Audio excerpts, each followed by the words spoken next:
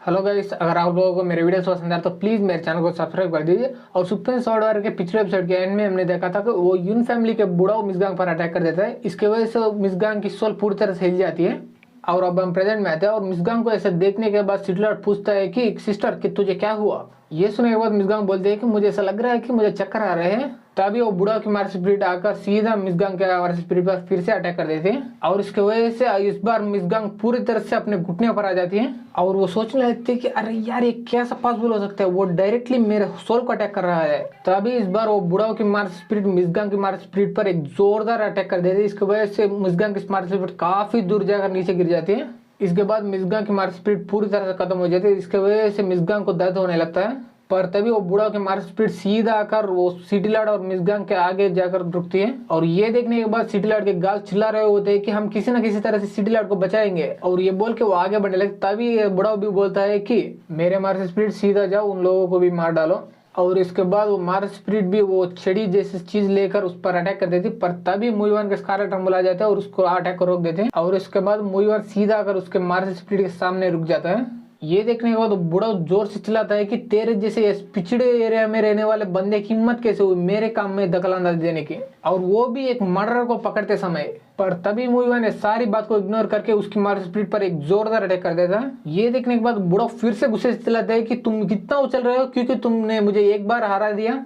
तुमने उस फाइट में मुझे इसलिए हरा पाए क्योंकि मैं अपने 40% पावर ही यूज कर रहा था उस फाइट में। अगर वहां पर मैं अपना पूरा पावर यूज कर रहा था तो वहां पर मैं कभी भी नहीं हारता और तू हारता। ये सुनने के बाद मुइवान भी बोलता है कि मुझे लगा था कि तुम आज के फाइट में तुम अपने 20% पावर ही यूज कर रहे थे, क्या तुम अपना 40% पावर यूज कर रहे थे? तब तो तू नल्ले बंदे के अलावा कुछ भी नहीं हो। क्या मैं अब तक तुझे ओवर एस्टिमेट कर रहा था क्या? ये सुनने के बाद वो बुढ़ा सोचने लगता है कि अरे यार ये बंदा मेरे बातों में नहीं आ रहा और इस पर मेरा सोल अटैक काम ही नहीं कर रहा।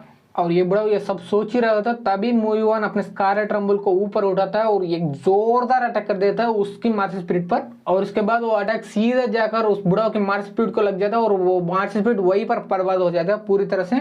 और इसके बाद मुइवान मिसगांग से पूछता है कि क्या तुम ठीक हो? तभी मिसगांग भी जवाब देती है कि हाँ मैं ठीक हूँ, मेरा चिंता करने की कोई भी जरूरत नहीं। और उस बुढ़ा की मार स्पीड खत्म होने की वजह से बुढ़ा के मुंह से खून आने लगता है और वो अपने मन में सोचने लगता है कि ये बंदा इस छोटी सी फैमिली की लीडर होने के बाद भी इतना स्ट्रांग कैसे बन सकता है। और वो गांग फैमिली वाले को मानना ही पड़ेगा क्योंकि वो इतना दूर इतना छोटी शहर में जैसे छुपा हुआ रुस्तुम को ढूंढ निकाला और उससे फ्रेंडशिप भी कर लिया। ये सोचने के बाद बुढ़ा मुइवान से कहता है मैं मानता हूँ तू स्ट्रांग है, मेरे से भी ज्यादा स्ट्रांग है, पर मेरा पूरा यून फैमिली से कम्पीट करने जितना स्ट्रांग नहीं है वो सोचना पड़ेगा तुझे। और मेरा ये बेइज्जती का बदला यून फैमिली जरूर तुझसे लेगा।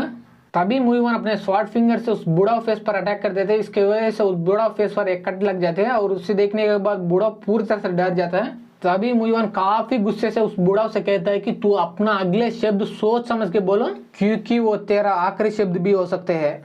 ये सुनने के बाद वो बुढ़ा कहता है कि अगर ऐसी बात है तो मेरे पास भी अब और कोई चॉइस नहीं बचा। और ये बोल के वो पीछे मुड़ जाता है और सारे लोगों से कहता है कि तुम सारे लोग मेरा मुंह क्या देख रहे हो, चलो चलते हैं ऐसे। और ये बोलने के बाद वो बुढ़ा और सारे लोग वहां से चले जाते हैं। और वो सभी लोग वहां से जाने के बाद सिडलर्ड बोलता है कि मुइवान तू फिर से आकर मुझे सेव किया, इसके लिए आपका बहुत बहुत शुक्रिया। तभी मिसगांग भी गई थी। हाँ मुइवान तो वो ठीक कह रहा है, अगर तुम यहाँ पर सही समय पर नहीं आए थे मैं अभी तक मर चुकी होती।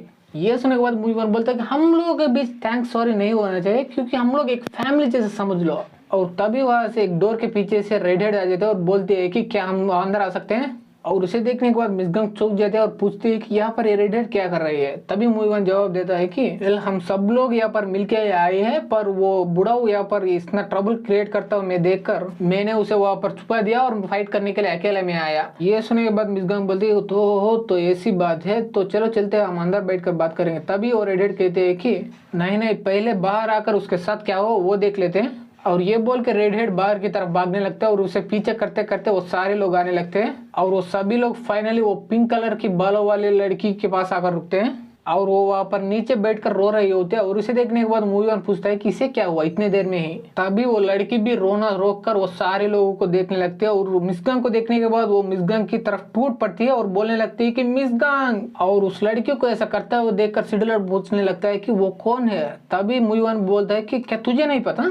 तभी वो सिडलर्ड बोलता है कि मुझे लगा था कि तुझे पता है। और इन दोनों के बीच में ऐसा बहस चल ही रहा होता। तभी वो पिंक कलर वाली लड़की सीधा जाकर मिसगांग को ऐसा टाइट से कर लेते हैं तभी मिसगांग चौंक जाते हैं और पूछने लगती है तू कौन है। ये सुनने के बाद वो लड़की मिसगांग को छोड़ देती है और बोलती है कि मैं पूरी तरह से भूल गई थी मैं अब कैसा दिख रहा हूँ, रुको मैं अभी अपने आइडेंटिटी को प्रूव करने के लिए तुझे एक चीज दिखाऊंगी। और ये सुनने के बाद मिसगांग सोचने लगती है कि वो चीज क्या है और इसका आइडेंटिटी भी क्या है। तभी वो अपने मार्क स्पिरिट को बाहर ला लेती है और वो एक फ्लूट होता है और उसे अपने हाथ में पकड़ने के बाद बोलती है कि मिसगांग ध्यान से सुनो।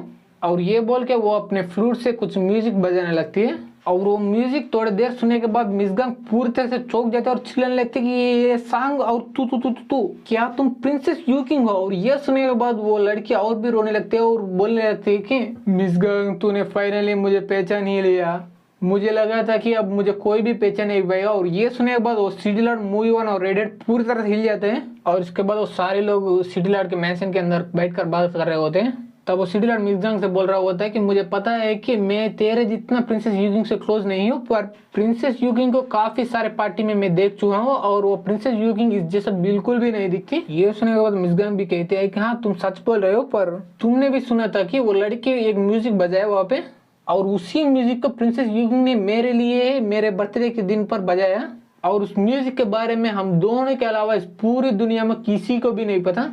तभी मिसगांग वो पिंक हेयर वाला लड़की को देखता हुआ बोल रहा होता प्रिंसेस यूकिंग what the heck happened to you, तुझे क्या हुआ और तू ऐसा कैसा दिख रहा है। ये सुनने के बाद वो पिंक हेयर कहते हैं कि मुझे भी नहीं पता, पर मुझे वो दिन याद है जिस दिन एक नौकरानी मेरे रूम के अंदर आई खाने को लेके और उसके बाद में एक अजीब सा चीज नोटिस किया और वो ये है कि 2 चॉपस्टिक्स थे और वो दोनों डिफरेंट टाइप्स के थे। और जब मैं उन दोनों चॉपस्टिक को पकड़ लिया तब मैं बेहोश होने लगी और वो लड़की वहां से चल जाने लगी। पर जब मैं होश में आ गई तब मैं कहीं पर जंगल में थी और मेरा शरीर उसी नौकरानी जैसा दिखने लगी थी और मैं पूरी तरह से चौंक गई इस देखकर। और उसके बाद मैं मदद मांगने के लिए मेरे फादर एम्परर के पास जा रही थी, तभी कुछ काले मास्क पहने वाले बंदे मेरे पीछे पड़ गए मुझे मारने के लिए। मेरे हाथ में कोई भी वेपन नहीं था और मेरे हाथ में कोई वेपन भी होता तब भी मुझे फाइट करने के लिए मार्शल आर्ट नहीं आती, इसीलिए मैं उनसे भागने के लिए उस माउंटेन की तरफ भाग गई। तभी वो रेड हेड आ गई और मुझे बचा लिया। तभी मिसगांग बोलते हैं कि प्रिंसेस यूकिंग मैं तुझे यकीन करती हूँ, पर ये स्टोरी तो कुछ ज्यादा ही अजीब है और यकीन करने के लिए थोड़ा मुश्किल है। तभी मूवन बोलता है कि मिसगांग तुझे डिसीजन लेने में इतना जल्दी नहीं करनी चाहिए। और वो पिंक हेयर से पूछता है कि तुमने बोला था कि तुम बेहोश होने से पहले 2 अलग अलग चॉपस्टिक्स को पकड़ लिया, क्या तुम उनके बारे में मुझे डिटेल में बता सकते हो। और ये सुनने के बाद वो पिंक हेयर बोलते है कि उनमें से एक चॉपस्टिक्स तो नॉर्मल था, मैं रोज यूज करने वाली चॉपस्टिक ही थी, पर दूसरे वाले चॉपस्टिक कुछ अलग थी क्योंकि उसके नीचे और ऊपर गोल्ड से प्लेटिंग करी हुई थी और उस तरह का चॉपस्टिक मैं अपनी जिंदगी में पहले कभी नहीं देखी। ये सुनने के बाद मूवीवान को बुढ़ाओ के मार्क स्पिरिट के हाथ में छेड़ी होता है और उसके बाद याद आती है। तभी वो उठकर बोलता है कि प्रिंसेस यूकिंग तुझे क्या हुआ, अब मुझे पता चल गया, पर कुछ करने से पहले मुझे एक चीज की कंफर्मेशन चाहिए। और ये बोलने के साथ ही हमारे ये वीडियो यहाँ पर खत्म हो जाता है। वीडियो अच्छी लगी तो लाइक कर दे, सब्सक्राइब कर दे, शेयर कर दे and thanks for watching guys.